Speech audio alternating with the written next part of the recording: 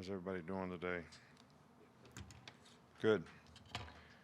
Well, we really trying to push the players in some difficult circumstances to stay focused, to make the improvements that we need to make in various areas of our team. And there are probably too many to mention, but I don't think it's anything that you wouldn't normally typically expect, from a first game. Some anxiety, some inexperienced players. But the effort and the ability to stay focused and the ability to retain things for young players especially from one week to the next so that you can build on what you need to build on through the season. And, the issue is can you stay focused? That's the deal with maturity, as players, as competitors. There's a lot of young guys on our team that can certainly help us. But their maturity and ability to stay focused, because we can't practice everything every day. So they have to have carryover. I guess when we were kids, we all had etch and sketch. You know what that is? Maybe some of you guys don't, unless you do it on your phone or something on the internet, you probably can't do it. But when I grew up, you could draw on this thing, and then you pull the tab up and it goes blank so you could draw something else. Well, we can't operate that way. If we go etch and sketch with the player, that means he doesn't remember anything from camp, he doesn't remember anything from last week, and we're starting all over, we're in trouble.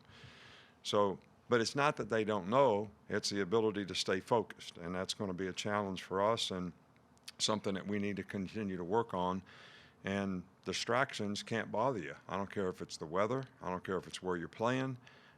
External factors cannot affect players' ability to stay focused and to perform and do their job at the level that we would like. We're excited to be home in a home opener against an opponent that every opponent that you play creates issues and problems that you have to work on, try to defend, whether you're on offense or defense or special teams or whatever it is. And because it comes down to your ability to execute against those players, and we certainly have a lot of respect for New Mexico State, their team and their players and their coach. September is Suicide Awareness Month.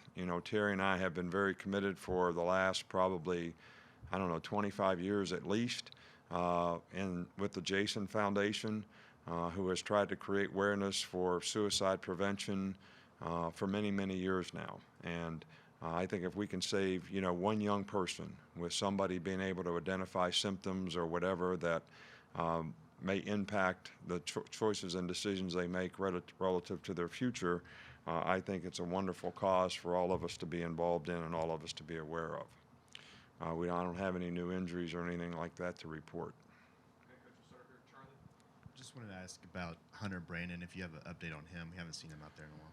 Well, he's got medical issues that we're dealing with, and he has not been cleared to come back and play, and what the future holds for him is still, sort of a question mark, whether he'll be able to come back and play or not. So we'll just have to wait and see how that works out.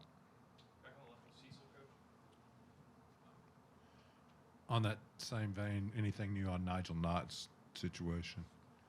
Nigel Knott is medically been redshirted medically for some of the medical issues that he had, and he has, he's in school here.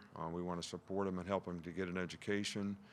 He was a, very good teammate for a lot of our players. He worked hard, really did a good job in this program, and but the medical staff felt that it was not in his best interest to be able to continue to play football. Just want to know your thought process on the sideline when you see a team like Duke come out and run that triple option, that wishbone offense. What's the reaction for you guys on the sideline? Any consideration of a timeout to try to pull people together for that? No, I think if we'd have struggled with it, we would have called timeout, but we didn't really struggle that much with it, and we didn't really know what they were going to do out of it. So until you kind of find that out, but one of the things, our players were very, very aware on the sidelines of what they were doing. Sort of some of the experienced players have played against that type of offense in the past. So we made a couple adjustments, after the first series, and it didn't really hurt us that much. So I mean, if we were really struggling with it, you know, we'd have probably kind of try to call timeout to get everybody, you know, settled down. Just what did you see from your secondary on Saturday? And you said that New Mexico State likes to throw the ball around a lot. What do you want to see from them this weekend? Well, there's going to be a lot of challenges, a lot of formations, a lot of adjustments. You know, they have some really good concepts in the passing game. Quarterback's a very capable guy. They've got a good tailback. They've got a couple, you know, really good receivers, and they utilize their skill players, you know, extremely well. So it's going to be a challenge for us to cover, play the ball, tackle well in space, because these kinds of teams, the ball is going to be in space a lot on the perimeter. So, you know, try to affect the quarterback up front relative to, you know, the pass rush and all those kind of things. So, you know, it's going to be a challenge for the entire team, but especially for the secondary. And you know, I thought last week, other than not playing the ball in the deep part of the field very well, you know, we tackled well. We didn't miss a lot of tackles on defense, period. And we played, you know, pretty well in space, did a good job of, you know, containing the quarterback. We weren't worried about sacking that guy. We didn't want him to take off running because he made a lot of plays running when he played a year ago. So, you know, I thought the defense played and did a pretty good job, and when they made plays, it was because we made a couple bad mental errors. So it's good teaching for our guys to learn from, and hopefully we'll be able to improve. But this is a completely different style of play than what we saw a week ago.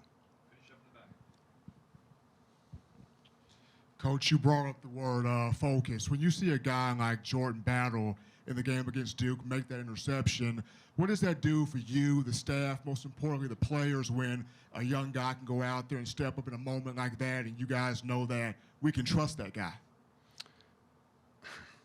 Well, I mean, as fans, all you know is he intercepted the ball. But as coach, we weren't playing the right coverage.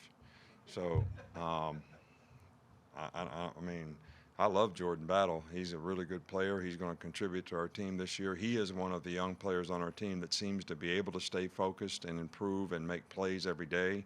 But I think he's the kind of player that, even though we didn't do the right thing on that side in the coverage, he finished the play. He played the play. It didn't bother him that, and went and played the ball with confidence, which is, you know, that's an important part of being a good defensive back. So we're excited about him being in the program. We're excited about his performance. One more, Coach. I'm sorry, Cecil over there. Also, and I'll probably regret following up, but did you have to do any extra running this week because you got a 15-yard penalty in the game? Miss Terry made me run on a treadmill for 20 minutes. The leadership group had a meeting, and they wanted to implement some disciplinary action, but it kind of got overruled. But I'm not proud of it. I really am not. And in all honesty, there was somebody in the white. It wasn't a player. It was a coach. I thought they were upset because the players were celebrating a good play, and that sort of fueled my reaction. So, but anyway, it is what it is. I'll learn from it. Let's let the players learn from their mistakes. Thanks, Coach. Thank you.